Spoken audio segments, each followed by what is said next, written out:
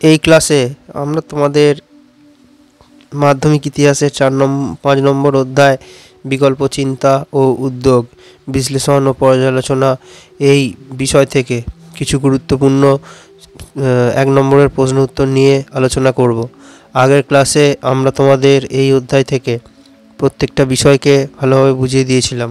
আমরা আমাদের সেই ক্লাসগুলো যারা দেখোনি তারা অবশ্যই দেখে নেবে। আমরা 3টে ক্লাস করিয়েছি, সেই 3টে ক্লাস আগে তোমরা দেখবে, তারপর তোমরা এই শর্ট প্রশ্নগুলো তৈরি করবে।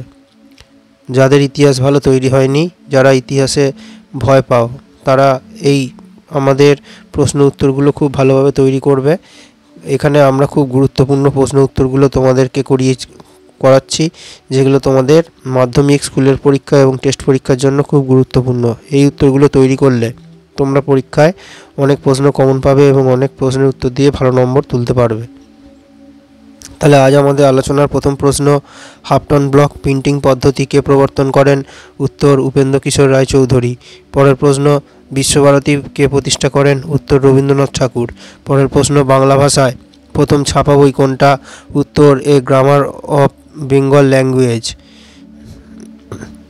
এখানে ল্যাঙ্গুয়েজ বানানটা ভুল আছে, উঙ্গায় হস্য হবে, তোমরা একটু ক্ষমা করে দিও। পরের প্রশ্ন, Indian Association for the Cultivations of Science, এইটা কোন বিজ্ঞানী এখান থেকে নোবেল পুরস্কার পেয়েছিলেন? উত্তর হবে সিভি রমন। পরের প্রশ্ন, বর্ণপরিচয় প্রকাশিত হয়েছিল কত সালে?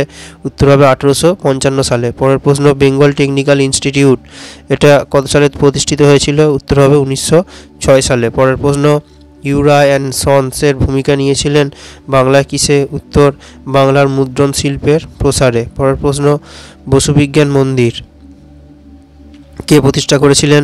উত্তর জগদীশচন্দ্র বসু। কত সালে? 1917। পরের প্রশ্ন, Indian Association for the Cultivations of Science এইটা কে প্রতিষ্ঠা করেছিলেন? উত্তর মহেন্দ্রলাল সরকার।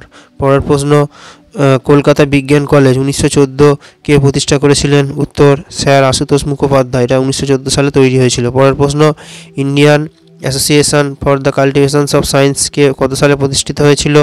উত্তর 1876। পরের প্রশ্ন, বাংলার গুটেনবার্গ বাংলার মুদ্রণের জনক নামে কে পরিচিত? উত্তর চার্লস উইলকিন্স। পরের প্রশ্ন, ইউএন রায়ান সন্সের যে সংস্থাটি প্রতিষ্ঠা করেছিলেন তার নাম কি?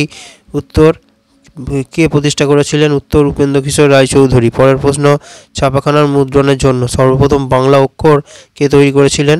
উত্তর চার্লস উইলকিন্স।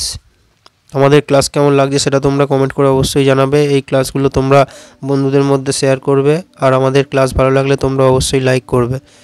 আর আমাদের চ্যানেলটা যারা সাবস্ক্রাইব করোনি তারা সাবস্ক্রাইব করে বেল আইকনটা প্রেস করে দেবে, তাহলে আমাদের চ্যানেলের যে ক্লাসগুলো তোমরা অবশ্যই দেখতে পাবে।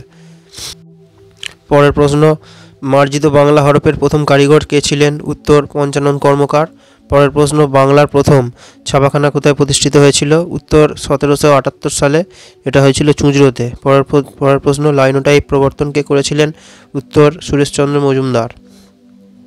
পরের প্রশ্ন, 1778 সালে চুঁচুড়ায় বাংলার প্রথম ছাপাখানা কে প্রতিষ্ঠা করেন? উত্তর জন অ্যান্ড্রুজ।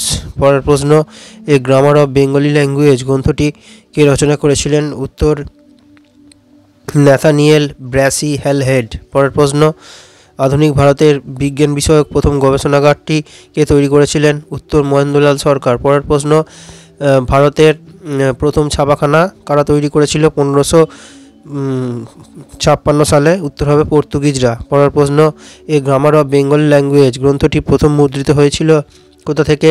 উত্তর অ্যান্ড্রুসের ছাপাখানা থেকে। পরের প্রশ্ন, বাংলার প্রথম ছাপাখানা কারা তৈরি করেছিল? এটা আগেও আছে, এটা পর্তুগিজরা হবে। পরের প্রশ্ন, বিশ্বভারতীর প্রথম উপাচার্য কে ছিলেন?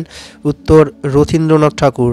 পরের প্রশ্ন, শ্রীরামপুর মিশন প্রেস 1800 খ্রিস্টাব্দে কে স্থাপন করেন? উত্তর জেমস অগাস্টা সিকি। পরের প্রশ্ন, পূর্ববঙ্গের কোথায় প্রথম ছাপাখানা গড়ে ওঠে? উত্তর রংপুরে। পরের প্রশ্ন, শ্রীরামপুর মিশন প্রেস থেকে প্রকাশিত প্রথম বই কোনটা? উত্তর বাইবেলের অনুবাদ। পরের প্রশ্ন, প্রথম বাঙালি প্রকাশক কে ছিলেন?